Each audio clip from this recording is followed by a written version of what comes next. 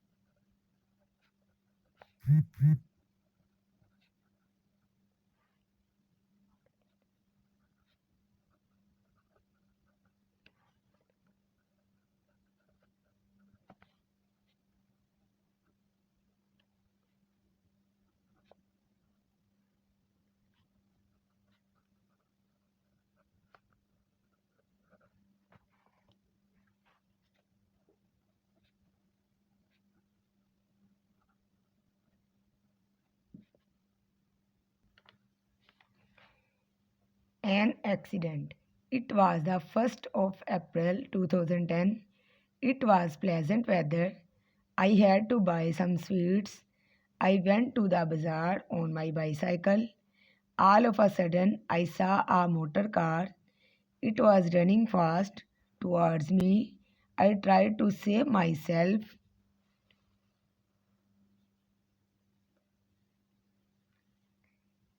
but it was a bit too late.